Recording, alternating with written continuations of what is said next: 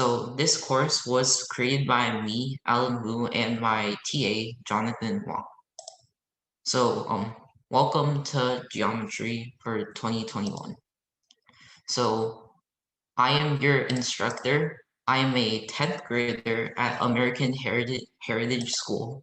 I know Chinese, so if you're not comfortable speaking English, you can ask questions in the chat using Chinese and I'll be able to read them. I participate and usually do well at math competitions, such as the AMC, which is the American Math Competition. And I've also qualified for AME in 1 year. I started competing in math competitions in 4th grade. And here's your TA. He's Jonathan. He is also a 10th grader at American Heritage. He has done after school math tutoring and he has successfully passed geometry. So you should be confident that he knows the material of this class. He also started competing in math competition in 4th grade. He knows how to play cello and some piano. He has also done well at many state and regional math competitions. And he loves learning math and teaching math. And an extra interesting fact about him is that he has 2 cats, so if some of you also like cats, you'll probably get along with him. So there are going to be some basic rules for this class. So first of all, you do not need to have your camera on, and your microphone should be off during class unless your hand is raised and me or the TA gives you permission to unmute. You can say anything in the chat as long as it isn't inappropriate. And during class, English is preferred, but during breaks or before or after lessons, you can use any language that you want. And if you have any questions while I'm lecturing, you should ask them in the chat and the TA will hopefully answer. So there's some basic information. So classes will start at 8 p.m. EST. If you want to convert that to your time zone, just to figure out what time you would need to get up or something to attend this class. There will be 2 classes per week on Thursday and Saturday, and there will be 4 weeks of classes.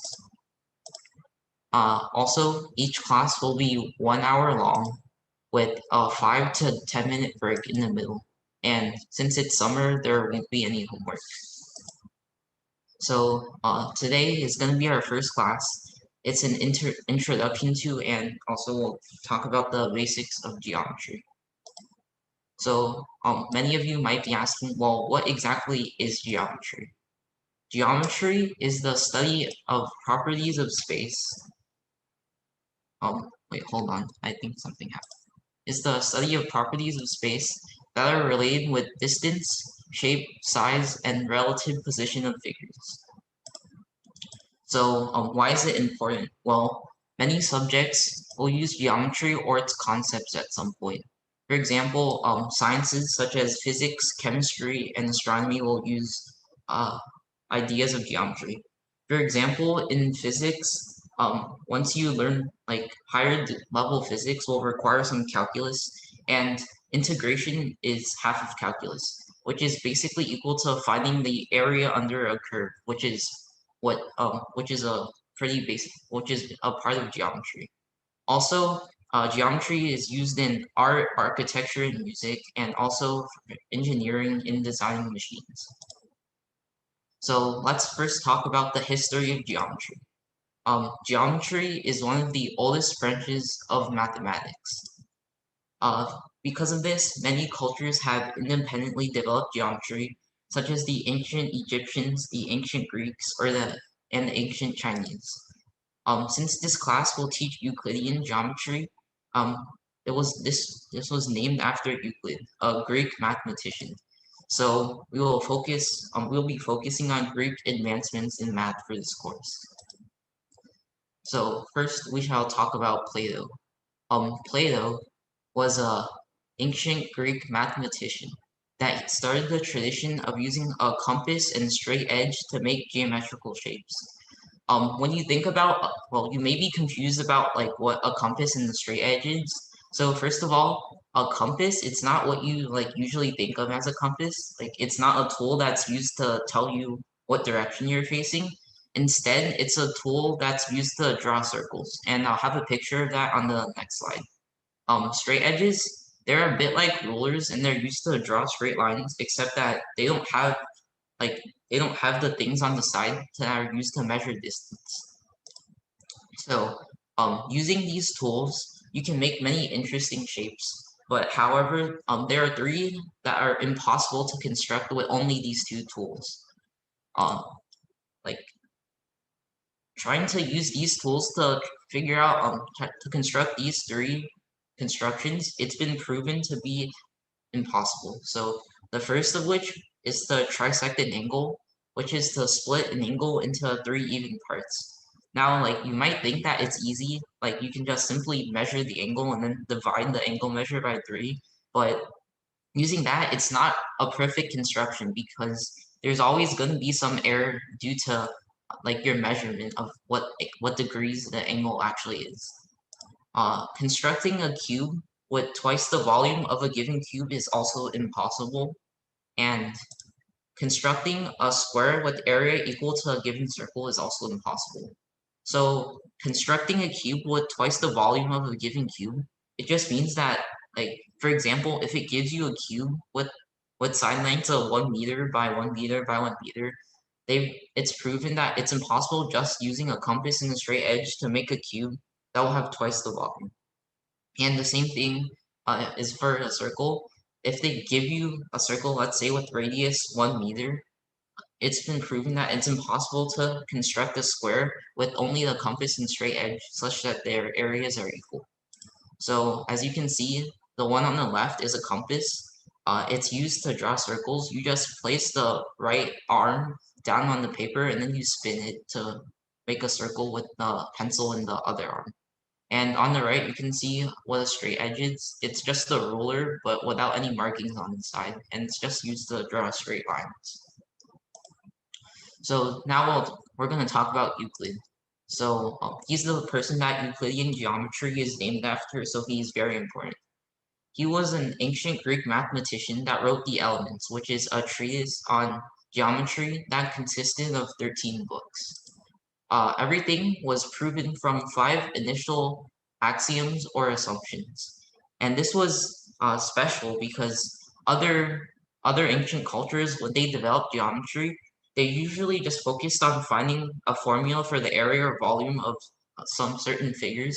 But instead, Euclid focused on proving facts that were inherently, like they were just true based on his 5 initial assumptions. Also, his The Elements was important because it greatly aided in the development of logic and science. And it was so superior to other books at the time that many others were abandoned. So here are the 5 axioms that Euclid proposed in his book. So the basis of Euclidean geometry are these 5 axioms. They are accepted as true, and the rest of all geometry is derived from them. The first of which is that any 2 points can be joined by a straight line. So you can try this out for yourself. If you get yourself a piece of paper, you can just use a pencil to pick any 2 points and you'll always be able to draw a straight line between them. The second one is that any finite straight line can be extended in a straight line. This just means that like for any straight line that you have, you can always make it as long or as short as you want, as long as it's still straight. And the third one is that a circle can be drawn with any center and any radius. This basically just means that you can draw a circle as big or small as you want, and you can also place it anywhere that you want. The fourth one is that all right angles are equal to each other. Well, the definition of a right angle is like an angle that is exactly 1/4 of a full rotation, so it kind of makes sense that all angles that are 1/4 of a full rotation will be equal to each other. And the final one, it's called the parallel postulate, and it may be a bit complicated, so I'm going to show a picture of it on the next slide. So it means that it says that if 2 straight lines in a plane are crossed by another straight line, which is called the transversal, wait, let me something just happened. All right. If any two lines are crossed by another straight line, which is called the transversal, and the interior angles between the two lines and the transversal lying on one side add up to less than 2 right angles, then on that side, the two lines will intersect. So basically, here's a diagram that may help you better understand it. So you can see that there's the diagonal line that goes from the top right to the bottom left. That's going to be what the transversal is. And you see there's two angles that it forms with the other two lines. They're called alpha and beta. And if you just like try to see, you can see that if you move alpha over so that it can add with beta, it's not gonna like add up to be greater than like one straight. If you add them, it's not gonna be enough to make it so that it's completely like straight with the transversal. So that just means that they add up to less than 2 right angles. And that means that they're gonna intersect on the right side of the transversal, which you can see that they do. It may be a bit complicated, but you don't really need to memorize this for later.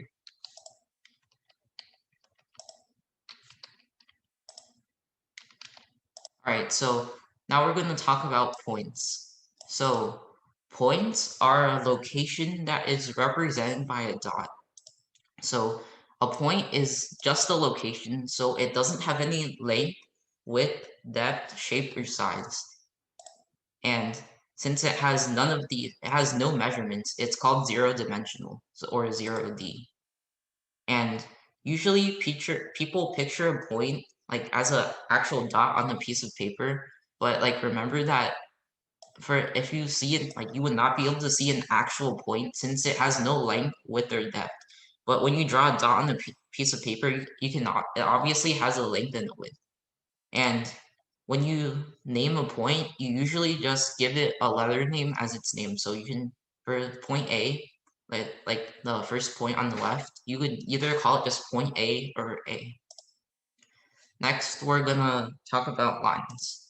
So a line is a straight figure with no thickness that extends infinitely in two directions, as you can see. So when we're drawing a line, we can't really make it infinite, so we just draw arrows to indicate that it's gonna infinitely continue on in that direction.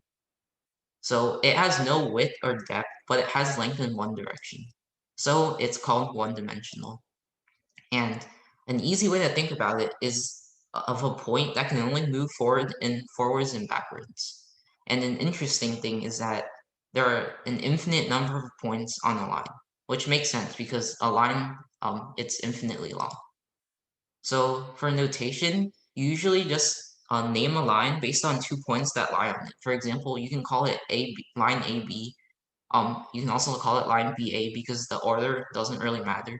And you can also just call it AB with a double arrow sign on top, as that looks like how you would draw a line. So next we're going to talk about rays. A ray is a portion of a line with one endpoint that extends infinitely in only one direction. So you can see that instead of a line that extends infinitely in both the left and right directions, it only extends in the right direction. So it actually has a beginning, but it doesn't have an end. And like a line, it only has length in one direction, so it's also one-dimensional. And so an easy way to think about it is of a point that can only go in one direction or forwards. And when you name a ray, usually call the first letter, you call it BA because B is where the ray starts, and the second letter is just any other point on that ray. And you can also call it BA with an arrow sign on top indicating that it's a ray that starts at B and it goes in the direction of A. So next we're going to talk about line segments. So a line segment is a portion of a line with one endpoint on each end. So it has 2 endpoints. And this is useful because it has a length, so you can use it to make shapes.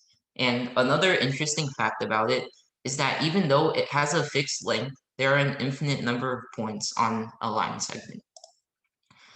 there's a special point on a line segment that's the middle. It's called the midpoint because the distance to each endpoint is equal.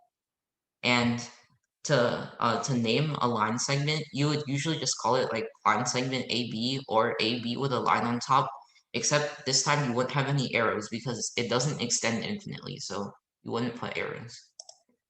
Alright, so the last geometrical construction that we're going to talk about is going to be a plane.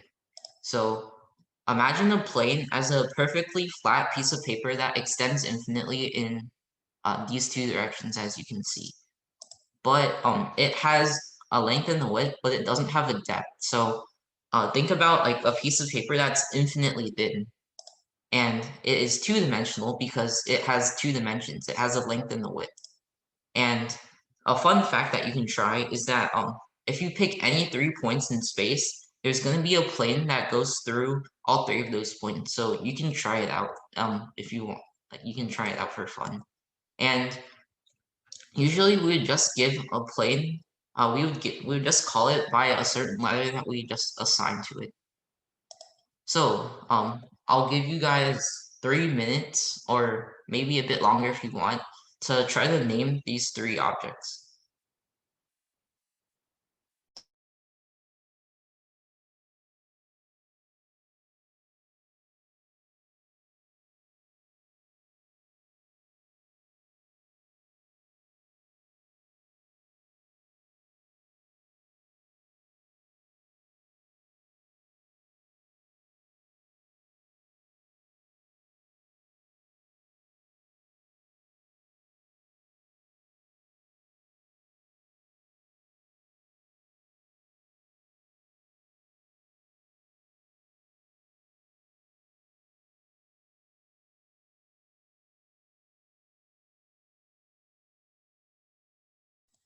I see that some people have started like telling me their answers, but I want like more specific answers as to like, for example, I'll just like give the answers to the first one. So instead of just saying Ray for the first one, say like Ray TB.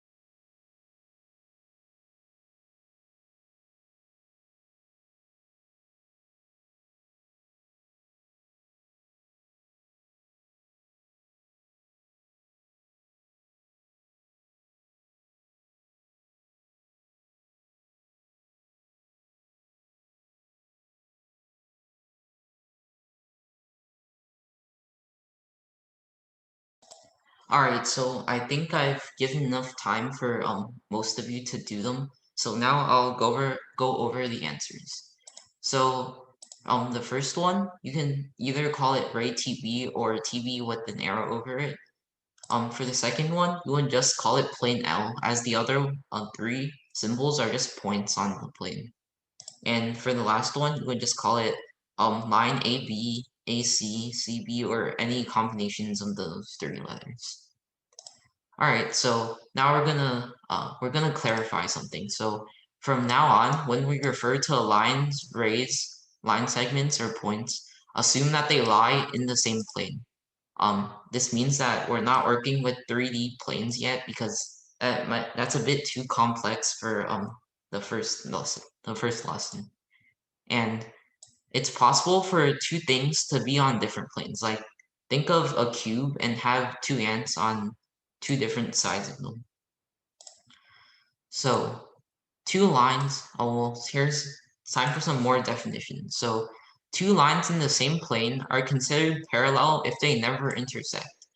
And this is the part where the clarification in the previous slide was important because it's possible for two lines to never intersect, but if they're not in the same plane, they're not called parallel, and instead they're called skew lines. Next, we're going to talk about angles. So, angles are formed by the intersection of two lines or rays. As you can see on the right, the example that we have is an intersection of two rays. And the point where the two lines meet is called the vertex of the angle.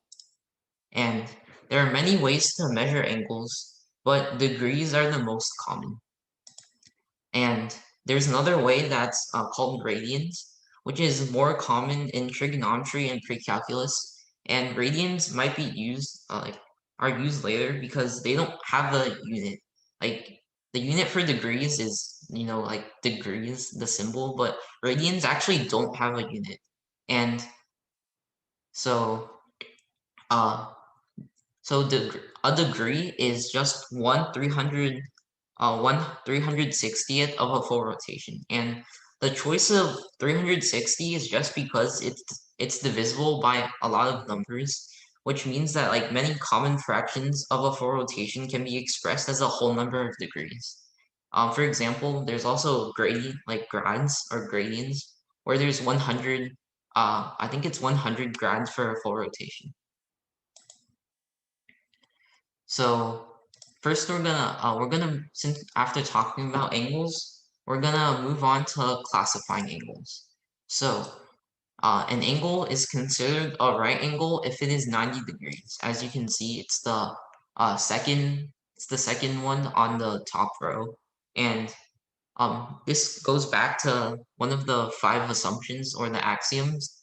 I mean, it kind of makes sense that all 90-degree angles are equal to each other. And a right angle is special because it's exactly 1/4 of a full rotation. And then two lines that make right angles are called perpendicular lines. So because right angles are a special angle, they get two lines that meet at right angles get a special name.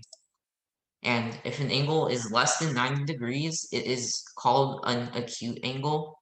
And if it's greater than 90 degrees, it's called an obtuse angle. So there's some extra angles on the bottom row where a straight angle is where the two rays just point in two opposite directions. And a reflex angle is where the angle measure is greater than 180 and less than 360, and a complete angle where the measure is exactly 360 degrees. But the first three are much more important, so like you don't really need to remember the last three. So when you name angles, the letter in the middle is usually the vertex, and like where you put the other two, it doesn't matter if you're say AOB or BOA, because the other two, like the other two letters, they're usually just like other points on one of like one point on one point for each of the rays. And you can also just call it by its vertex point, but sometimes that might be confusing if there's like multiple angles that are coming off the same vertex point. So there's some special pairs of angles that like whose names you need to know. So Two angles are considered supplementary angles if their measures add up to 180. For example, an angle of 50 degrees and an angle of 130 degrees, they're supplementary as they add up to 180. As you can see, like they add up nicely, so you can see that why it would have a special name. And two angles are considered complementary if their measures add up to 90 degrees. So an example is 30 degrees and 60 degrees. And the choice of 30 and 60, like it really didn't matter in this circumstance, but in the future, like the angles of 30 and 60 degrees will become pretty important for like trigonometry and triangles. So here are two questions. Since there's the first one might be a bit hard if you're not if you're like a bit rusty at algebra, I'll give you guys 5 minutes to do this.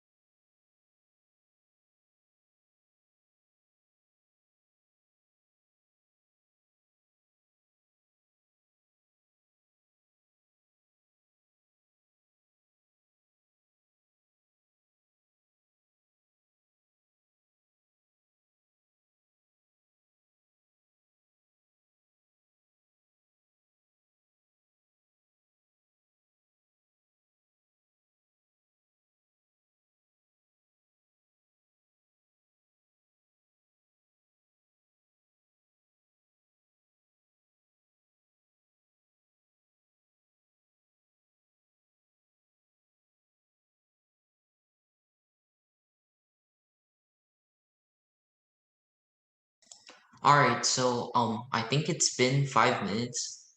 If you guys think that's not enough time, you can say in the chat, but for now, I'm going to go over the answers to these questions.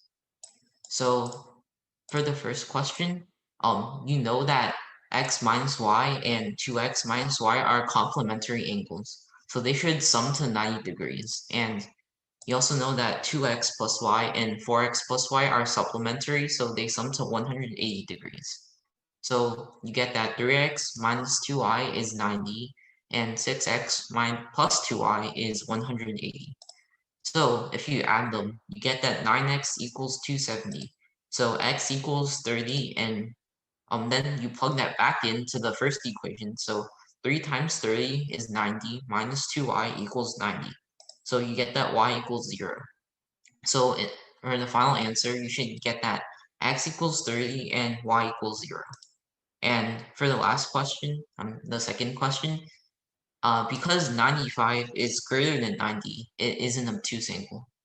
So I'll give you guys until I think I'll give you guys until like 8:40 as a break, since it's the middle of the lesson.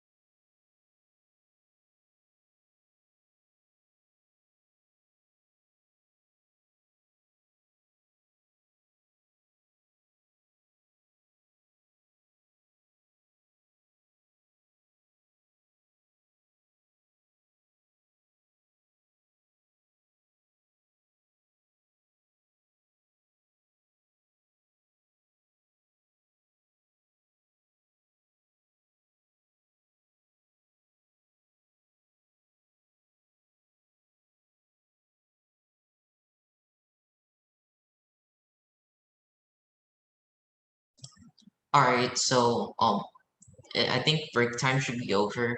We went 1 minute like extra for the break, so it's time to start teaching again. So now there's some more pairs of angles that you should know about. So vertical angles are a pair of angles that are opposite each other when two lines intersect.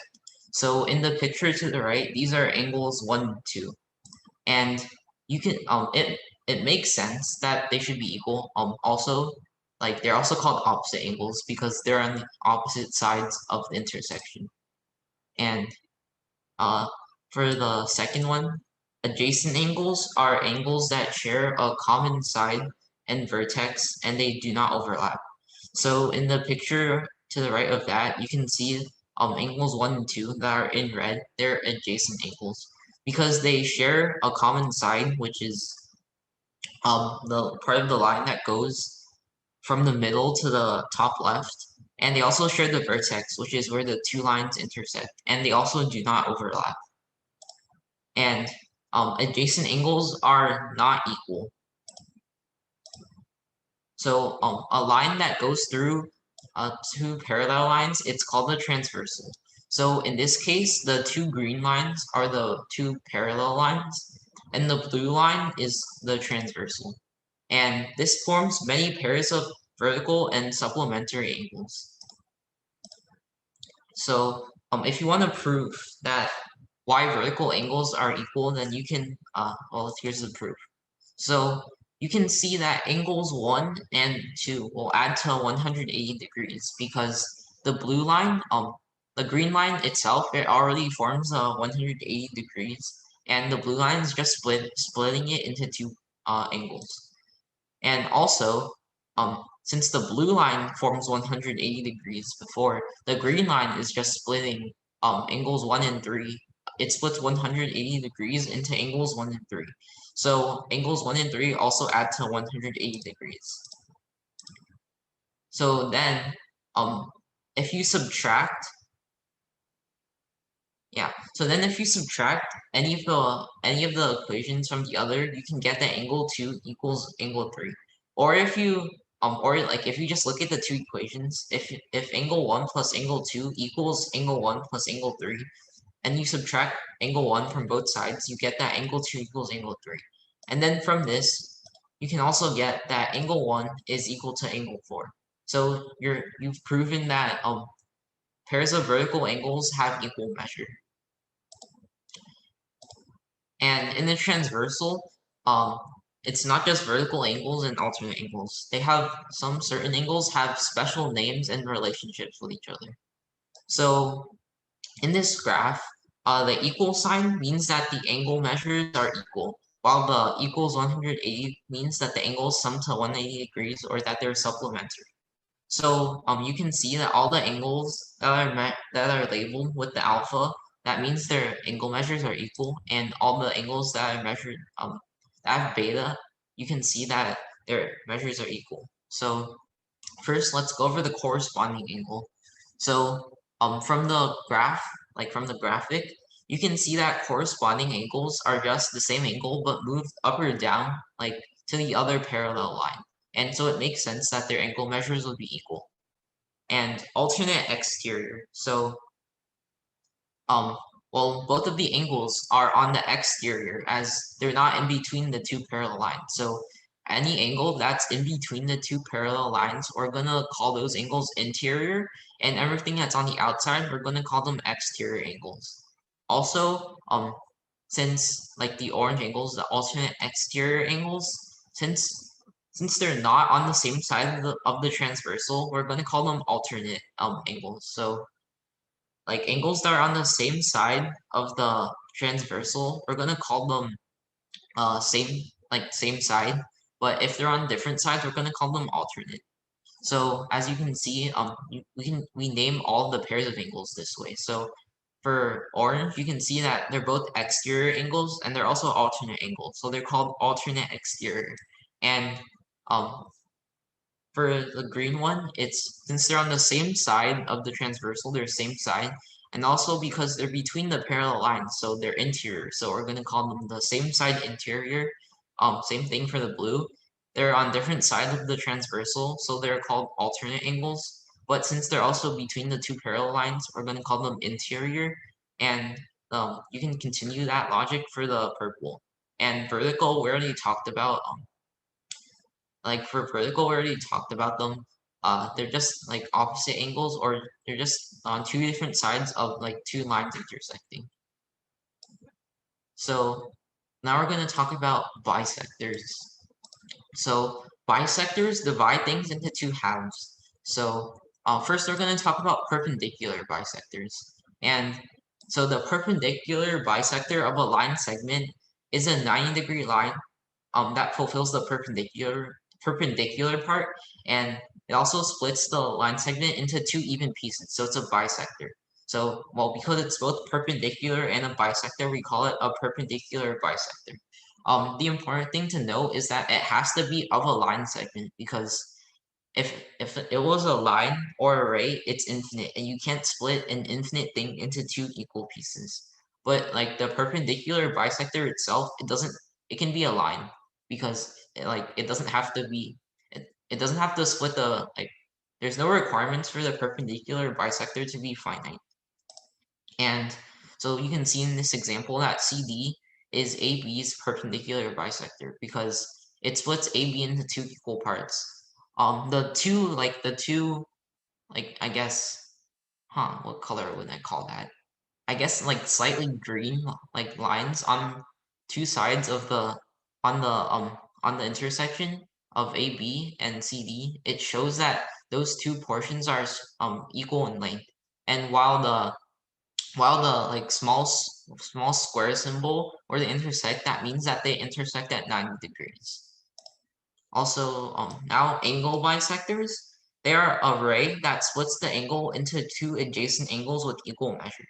So in the graphic, you can see that the original angle was split by the orange bisector into two angles that are each A.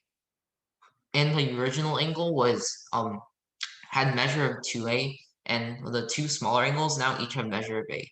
So and you can see that they're obviously adjacent angles, because they share a vertex, they share a side, and they don't overlap, and their measures are equal. So next we're going to talk about coordinates. So coordinates, or Cartesian coordinates, are a way to express a location in a plane, and they're named after a mathematician that had the last name, I think it was um hmm actually, I'm gonna search that up and tell you guys later. So it's like the GPS system. It'll tell you to turn left in 4 kilometers when you're driving for 4 kilometers horizontally, and then after that you go straight for 5 kilometers. So every location on the grid can be represented by a pair of coordinates. So an example is 4,5. So you can see in the picture to the right how you first go over by 4 spaces, and then you go up by 5 spaces to get to that point. And that's the location that we're referring to. Obviously it can be anything you want, as long as it's two numbers that are separated by a comma.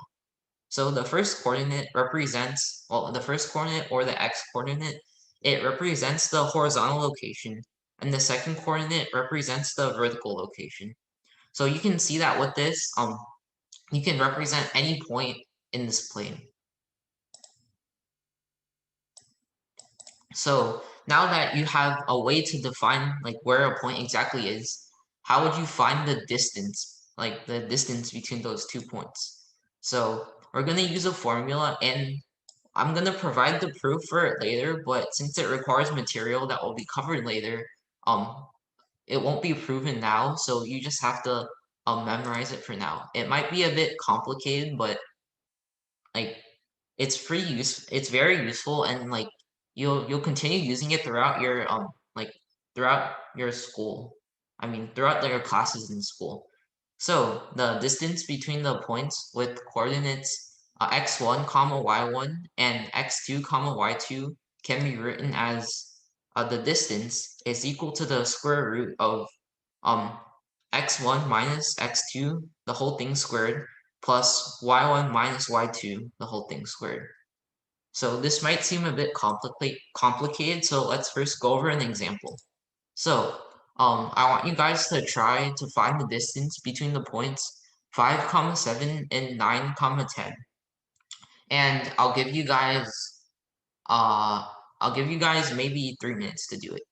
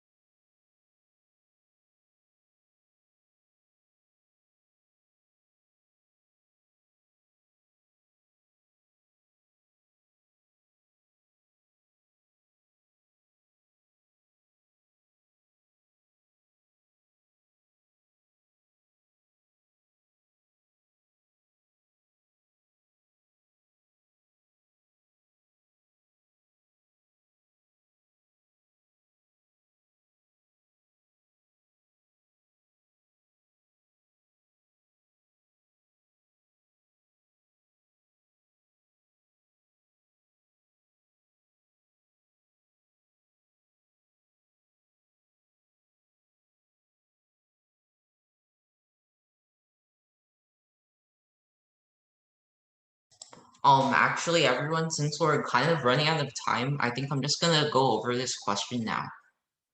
So you just plug it into the formula. So first you find the square root of 9 minus 5 squared plus 10 minus 7 squared. So you can see that we got the first terms from the x coordinates and the second one from the y coordinates. So you get that the square root of 4 squared plus 3 squared, which is equal to the square root of 16 plus 9, which is the square root of 25, and that is 5. So good job to everyone who got that one. And so now here's another question. But since we're like kind of running out of time, I'll give you guys, I guess I'll give you guys 3 minutes for this one. Or actually maybe 2 minutes. I'll go over after 2 minutes. So if you can get it within that time, then good job.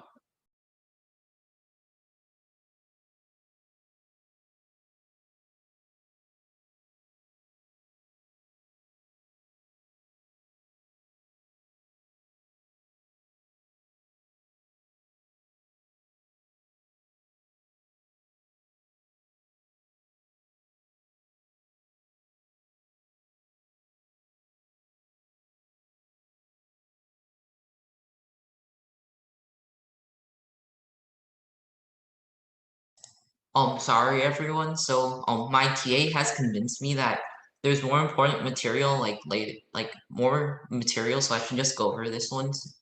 So you just plug it into the formula again, and you would get 13 as your final answer. So you can screenshot this. I'll give just screenshot it if you want to look at it later. So solving for the midpoint. So we talked about the midpoint before, but now that you wanted to find the actual coordinates of that point, what would it be? So for the midpoint for the two endpoints of a comma b and c comma d, it's going to be the average of the x coordinates for the x coordinate and average of the y coordinates for the y coordinate. And if you think about it, well, that seems pretty logical. And here's an example if you might be a bit confused. So for the points 3, 6 and 7, 10, the midpoint would be 5, 8. And yeah, so that's the example that we got. So now that we have a coordinate plane, there's an interesting way to express the equations of lines. So there are 3 ways, and so the first way is called standard form. And well, in general, we want a, b, and c to be integers, and also for a to be positive. And the next one is slope-intercept form, which is probably going to be the most useful form, and you're probably going to use it the most. So it's y equals mx plus b, and you can see that y is called the slope and b is called the y-intercept. So that's why it's called the slope-intercept form.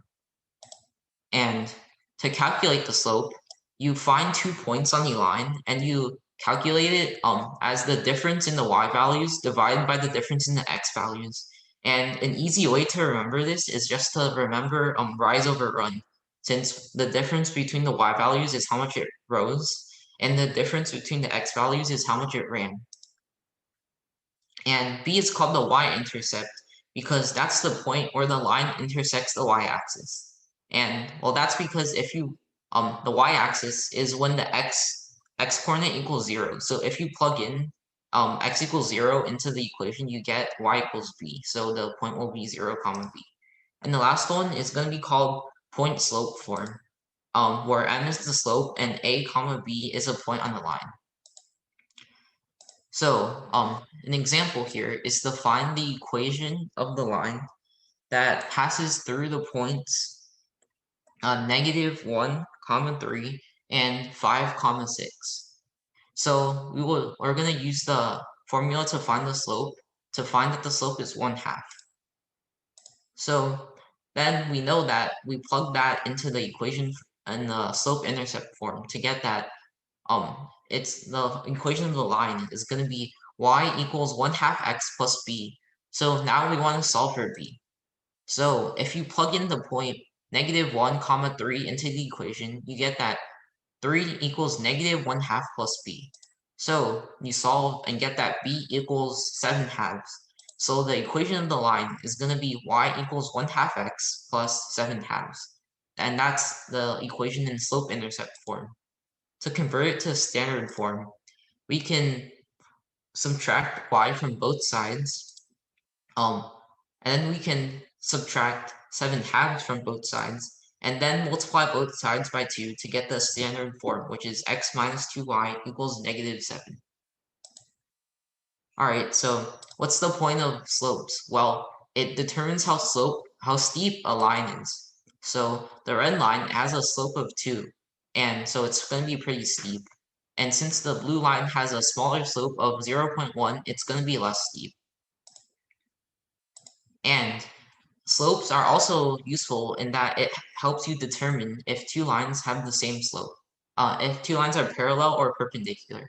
So parallel lines will have the same slope, while perpendicular lines have slope that multiply to -1. An example is if one line has a slope of 1/2 and the other one has a slope of -2, you can try graphing it and see that they're perpendicular.